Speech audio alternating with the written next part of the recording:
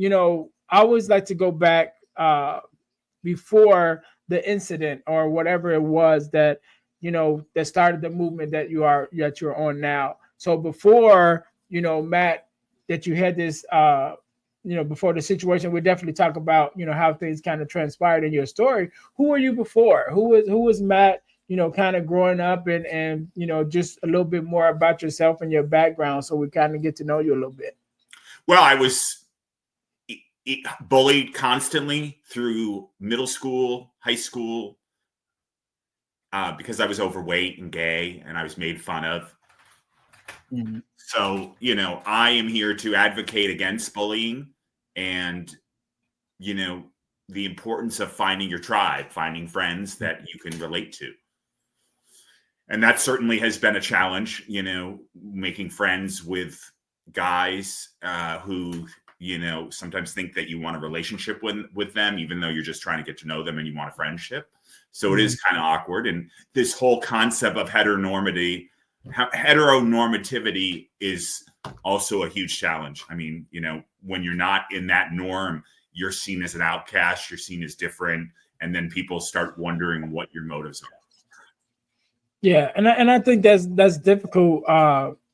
Number one, just in general, with meeting new people and trying to build friendships, it's hard enough. But then you throw in being different, and definitely then it's like you looked at sideways. And I definitely can even understand and relate to even when you do meet people that because of your personality, because of maybe how you connect with people, that even if they may not be used to your personality, and then they're kind of like, okay, are you trying to get into a relationship, or are you just trying to be friends? Which is even a issue that I have myself at different times, meeting new people and just being like, okay, I'm not trying to jump into a relationship. I'm just trying to get to know you, become friends, kind of figure you out to see if we even like each other, even like being around each other, on a friendship level.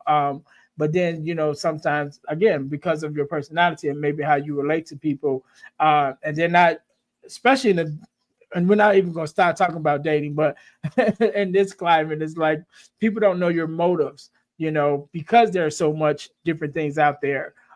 So I definitely can relate to you on that part. So let's get into your story, because you talked about, going to prison, but you wrote the book. We'll talk about the book a little bit later. But tell us how this whole thing started. So, you mentioned about being bullied and things of that nature growing up. But at some point, you do kind of get moving on your own. So what was the catalyst that started this whole story that we're going to hear about today?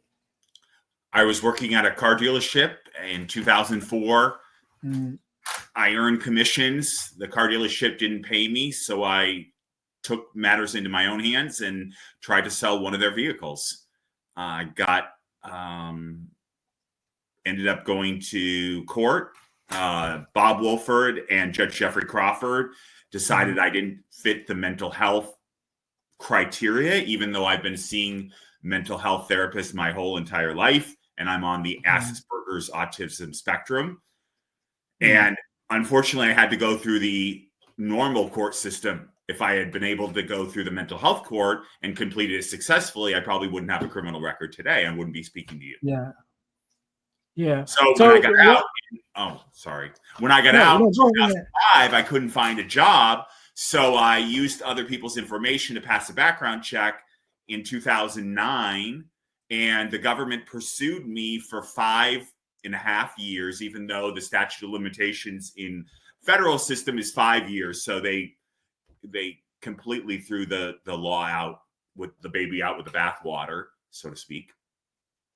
Was indicted in May of 2016 and ended up serving 18 months in 10 different facilities, and got out, went to a halfway house, which was even worse than the prisons, because you were in this small little house. I was in this small house, and because I was in for such a short period of time, because the amount of time you're in the halfway house is based on how much time you do in prison.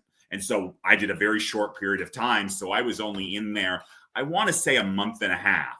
And I was not allowed to go out to volunteer. I couldn't find a job. It was like pulling teeth to even get me to be allowed to go to church for an hour a week. I mean, that was all I was given. And the church down the road, an all African-American church, the best church I've ever been to, was 3 hours. And so I ended up only being able to go to it an hour a week. But it was something. But it was far worse because I was isolated in this small house and couldn't go anywhere. Right.